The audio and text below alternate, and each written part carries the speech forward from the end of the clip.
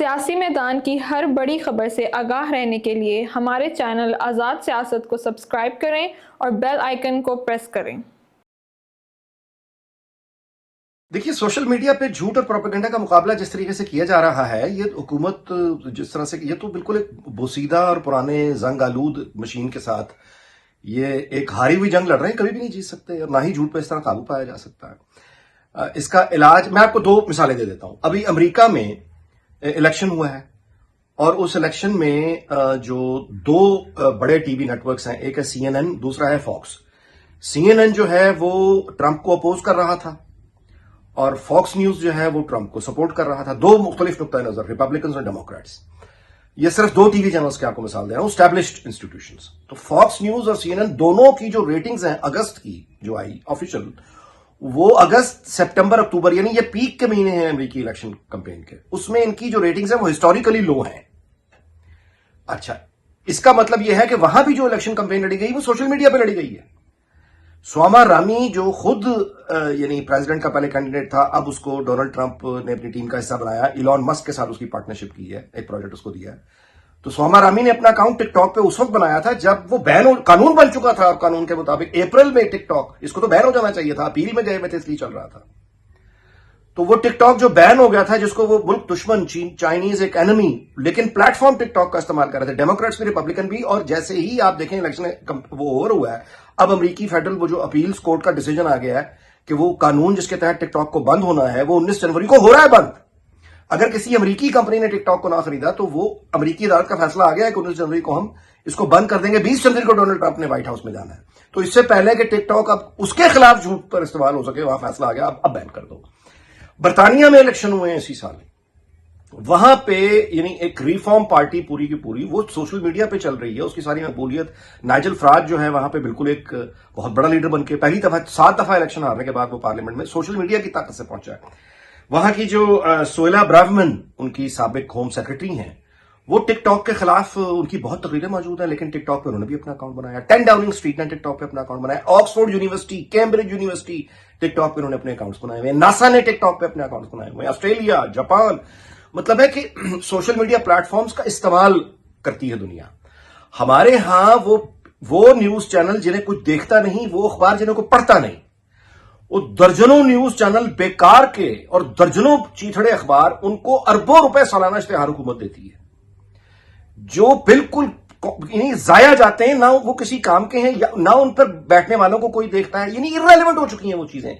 اس سے کئی مطلب ہے ایک نیوز چینل، فضول نیوز چینل کو جتنے کے اشتہار جاری کیے جاتے ہیں، اس میں 1 درجن سوشل میڈیا کے پلیٹ فارمز شروع ہو سکتے ہیں۔ ٹیکنالوجی نے اتنا سستا کر دیا ہے، لیکن توجہ تو ہو، ادھر کوئی فوکس تو ہو۔ تو چونکہ وہ نہیں ہے، وہ تو ٹی وی کی پریس کانفرنس ہے، وہاں پہ تو ایک ٹی وی کو اشتہار پہ اشتہار، ٹاک شو پہ ٹاک شو، بے معنی جنہیں کوئی نہیں دیکھتا، بلا وجہ کے اشتہارات اخباروں کو جنہیں کوئی نہیں پڑھتا، وہاں پہ ساری انویسٹمنٹ ہے۔ اور سمجھتے یہ ہیں کہ ہم ان پلیٹ فارمز پہ کھڑے ہو کے ہم سوشل میڈیا کا مقابلہ کر لیں گے، نہیں کر پا رہے، اندھے منہ پڑے۔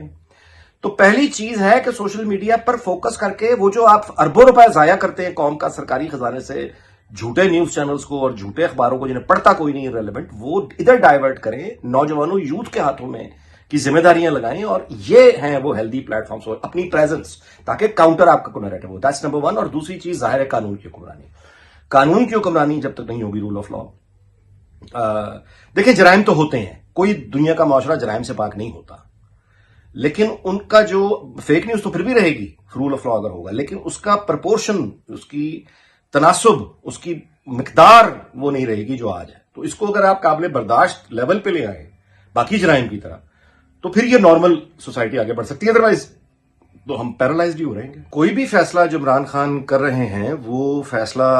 کسی ساتھی سے مشاورت نہیں ہے، ان کی پارٹی کے لیڈرز کو بالکل نہیں پتا۔ اب سول نافرمانی کی جو کال دی گئی ہے، وہ خود پی ٹی آئی کے لیڈرز کو سوشل میڈیا سے پتا چلا کہ ایک کال آ گئی ہے۔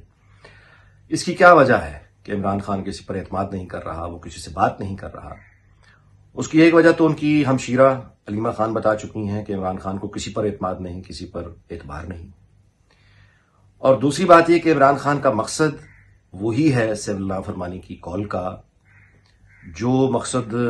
ابھی حال کا ماضی دیکھ لیں تو 8 اکتوبر کو مثال کے طور پہ جو ان کا مقصد تھا، کہ 8 اکتوبر کو ایک احتجاج کی کال ہوئی اور وہ جب سے اعلان ہوا اس دن سے لے کے پھر 8 اکتوبر تک کئی دن میڈیا پہ ایک ہی موضوع زیر بحث رہا، اور اس کے بعد وہ ہوا، ختم ہو گیا۔ اس سے پہلے کہ کوئی استحکام آتا، زندگی نارملسی کی طرف چلتی، تو آگے 26 نومبر کی ایک کال، اور پھر اس کا ایک پورا بلٹ اپ ہونا شروع ہو گیا، پوری دنیا میں احتجاج شروع ہو گئے، امریکی صدر کی رہائش گاہ کے سامنے، برطانوی وزیر اعظم کی رہائش گاہ کے سامنے، اور اسی دن یہاں اسلام آباد میں جو ہوا۔ اب گراؤنڈ ریالٹی جو ہے وہ تو یہ ہے کہ 8 اکتوبر کا بالکل فلاپ ایکسرسائز تھی، کیونکہ مقصد اگر اقتدار پہ قبضہ تھا تو وہ تو دور دور تک کچھ نہیں ہوا۔ اچھا 26 نومبر کا بھی جو احتجاج تھا، اگر مقصد یہ تھا کہ کوئی الیکشن مل جائے یا کوئی آزادی ہو جائے، تو وہ تو پورا نہیں ہوا، گراؤنڈ پہ تو شکست ہو گئی، دوڑے لگ گئی سب کی۔ لیکن حاصل کیا کیا؟ جو 8 اکتوبر سے کیا وہی 26 نومبر سے کیا، کہ ایک نمبر 1 پیرالائز کیے رکھا کئی دن پوری سوسائٹی کو، جو کہ بہت بڑی ہوتی ہے، انکلوڈنگ یعنی ڈپلومیٹک کمیونٹی وہ دیکھ رہی ہے کیا ہوگا،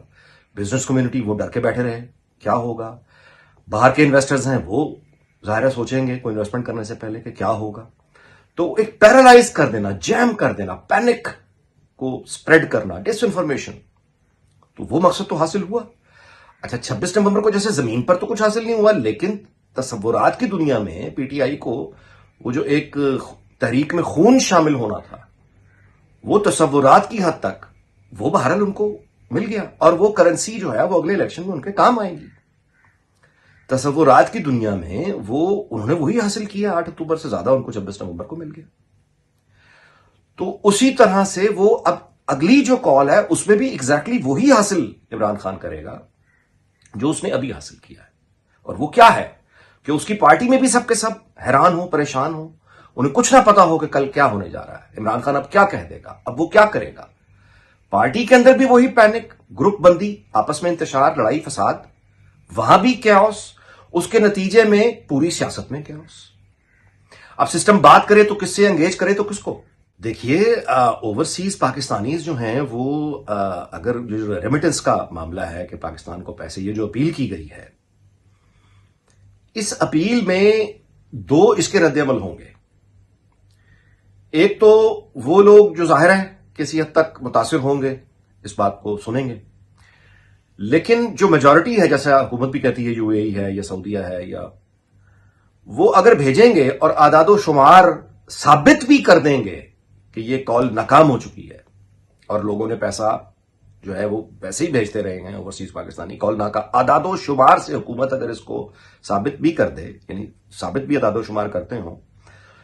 پروپیگنڈا بہرحال پی ٹی آئی اس طرح کا کرے گی کہ بہت نقصان ہو گیا، مارے گئے، تباہی پھر گئی، اور جو پیسے آنے تھے، اور درجنوں لوگ آپ دیکھیں گے کہ کھڑے ہو جائیں گے اور آپ کو قسمیں کھاتے دکھائی دیں گے ٹک ٹاک پہ اور مختلف ایپس پہ کہ وہ پیسے نہیں بھیج رہے، اور اتنا نقصان ہو گیا اور اتنا نقصان ہو گیا۔ کچھ لوگ آ کے یہ اعلان کرنا شروع کر دیں گے کہ وہ کاروبار لے کر آ رہے تھے جو کہ وہ نہیں لے کر آ رہے، انہوں نے اتنے لوگوں کو نوکریاں دینی تھی لیکن اب وہ نہیں دیں گے، وغیرہ وغیرہ۔ تو اس طرح کے پروپیگنڈے سے وہ ایک تصور بہرحال پیدا کریں گے، اور وہ وہی عدم استحکام کا تصور ہوگا، وہی عدم استحکام، ان پر اعتماد نہ کرو۔ اس کا جو مقصد ہے ظاہر ہے کہ وہی کیاؤس ہے، اور پھر یہ کہ اس گیم کو جو کہ ایکچولی وہ اسلام آباد میں کھیل رہے ہیں، یہ کنیکٹڈ ہے یعنی کئی ملکوں میں، یعنی اگر آپ 26 نومبر کی بھی ٹائمنگ دیکھیں کہ وہ یعنی پوری دنیا میں مظاہرے ہونا، اور پھر اس کے بعد پھر یہاں وہ یہ یعنی اب گیم جو ہے وہ اسلام آباد اور پاکستان تک نہیں ہے، یہ انہوں نے اس کو انٹر کانٹیننٹل یا انٹرنیشنل آپ کہیے کر دیا، تو ٹیمز مختلف جگہ پہ بیٹھ کے کام کر رہی ہیں۔